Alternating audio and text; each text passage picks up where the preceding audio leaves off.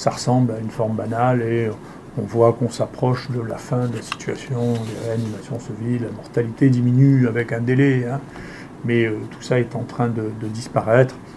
Personne ne sait si ça réapparaîtra l'année prochaine, si il y aura un nouvel épisode ou pas.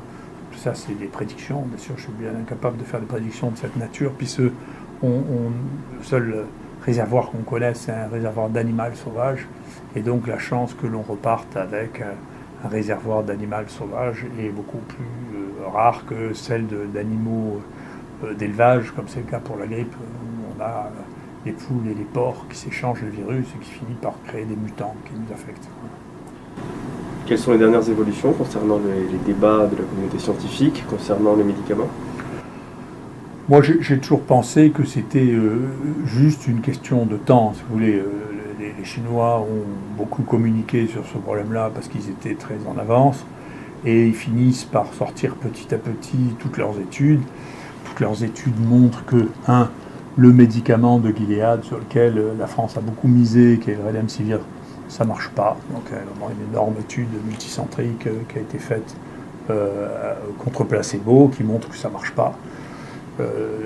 Immédiatement, celui qui est le leader de ce test aux États-Unis, aussi sans le moins de publications, a dit si, ça marche, mais ça ne permet pas de sauver de vie. Donc on sait maintenant, aussi bien sur l'étude des États-Unis que sur l'étude chinoise, que le Redemsivir ne permet pas de sauver les gens. Il n'y a pas de différence dans la mortalité, ce n'est pas un médicament qui sauve les gens. Donc c'est une chose. C'était déjà vrai sur le lopinavir, qui était la deuxième branche qui avait été testée ici. Ça ne sauve pas les gens. Donc c'est deux médicaments qui ne sauvent pas les gens. Le troisième point qui se passe, c'est alors et les autres à base de chloroquine. Pour l'instant, ce que l'on voit, c'est qu'il y a un gros travail qui a été fait en Chine, encore une fois, sur plus de 500 personnes chez des malades très affectés, avec une mortalité très lourde, et que dans ces conditions, la mortalité était divisée par 2. Donc c'est les seuls pour l'instant à avoir des résultats significatifs sur la mortalité. Un énorme travail vient aussi d'être publié qui confirme ce qui avait été dit par le professeur Zhang depuis le début, c'est que quand on donnait de la chloroquine à 500 mg ou à 1 g par jour, on améliorait de manière significative les signes cliniques et on faisait disparaître le virus beaucoup plus rapidement que quand on ne donnait pas de chloroquine. Donc c'est des études qui sont énormes, basées sur beaucoup de gens, qui montrent ce que nous, on savait déjà, qu'on avait bien compris, c'est que la chloroquine et l'hydroxychloroquine ont un effet antiviral et un effet aussi anti-inflammatoire. C'est la raison pour laquelle ils sont utilisés, qui fait que c'est probablement le seul groupe de médicaments qui peut jouer un rôle au début de la maladie et à la fin de la maladie, c'est-à-dire quand il y a des virus, et quand il n'y en a plus, il y a une réaction inflammatoire. Et il y a un travail qui a été fait, je ne sais pas s'il est déjà publié ou pas, qui montre que les pays qui ont utilisé la chloroquine ou l'hydroxychloroquine comme traitement ont eu une évolution de la dynamique des morts plus lente que les pays qui n'ont pas voulu l'utiliser.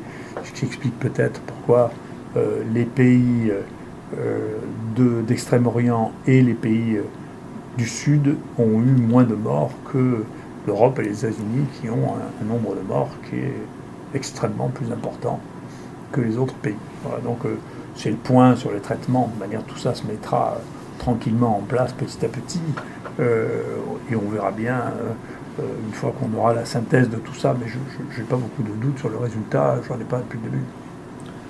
Quelles leçons pouvez-vous tirer avec vos données concernant la mortalité et la spécificité de la mortalité par coronavirus ? Donc la mortalité en fonction de la prise en charge et du nombre de patients que l'on teste dépend beaucoup, elle varie. Chez nous, par exemple, on a chez les gens qui sont traités par hydroxychloroquine et azithromycine, on a une mortalité très basse qui est de l'ordre de 0,5%, qui est très très basse. Mais il y a l'équivalent en Islande où il y a eu une prise en charge très très tôt, un test massif de population, et pareil une mortalité qui est de cet ordre-là.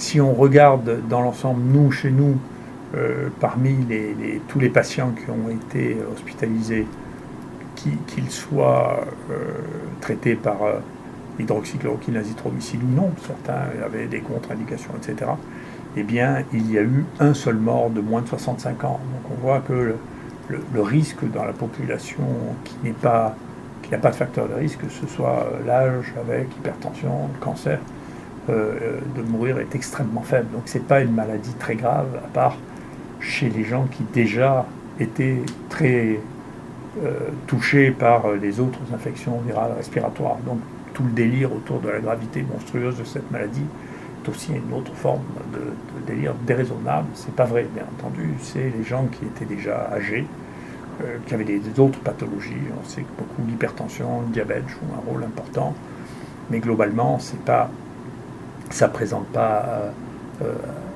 à la fin une surmortalité particulièrement exceptionnelle.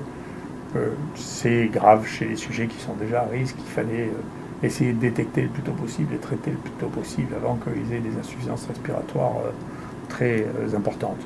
Chez les enfants, ici, il y a eu 150 patients, 150 enfants qui ont été hospitalisés. Il y a même un travail qui vient d'être soumis. Il n'y en a aucun qui a présenté de grandes difficultés. Donc, s'il existe des formes exceptionnelles de gravité chez l'enfant, c'est bien possible. Enfin, on ne les a pas vus ici, donc c'est probablement pas extraordinairement commun.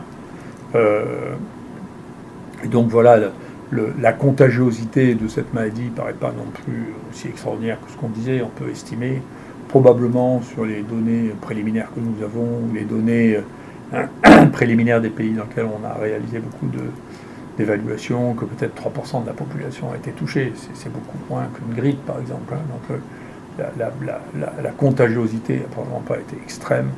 Elle est probablement de plus en plus basse, puisque là, on est en fin d'épidémie. La mortalité a été relativement modérée. On verra, on fera le point quand tout sera disponible. Bien entendu, on peut faire tomber la mortalité si on détecte les gens et qu'on les soigne. Si on les laisse mourir, il y a plus de chances qu'ils meurent que si on les traite. Voilà, mais donc globalement, c'est ça.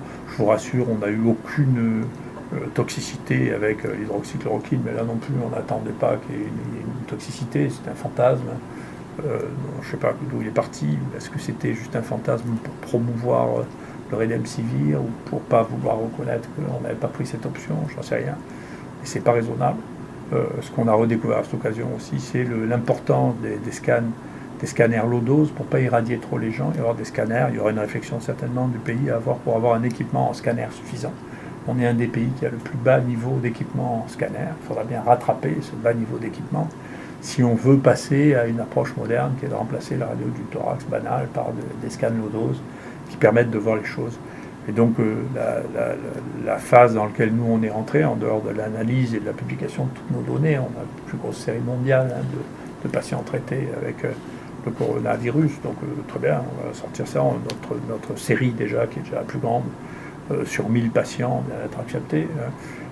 Et puis, nous, ce qui nous intéresse maintenant, c'est les séquelles. On sait que dans le SARS, il y avait jusqu'à 20% de gens qui avaient des insuffisances respiratoires après avoir fait une pyopathie. Nous, on a trouvé avec le scanner que 65% des gens qu'on disait asymptomatiques avaient des lésions au scanner, donc qui n'ont pas été diagnostiqués. Et donc, chez nous, les gens qui ont été diagnostiqués avec un Covid, qui avaient déjà des images au scanner, on veut les revoir pour voir s'il y a une évolution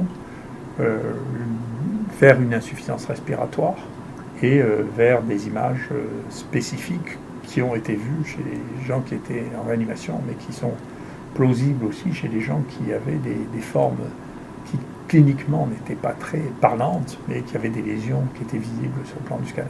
Et ça, c'est notre prochaine étape, c'est d'essayer de faire le point sur les séquelles de ça, de les détecter, de voir s'il y a des traitements à leur donner, parce que c'est ça la suite de l'histoire. C'est plus l'épidémie d'infection aiguë, c'est les séquelles des gens qui ont été infectés.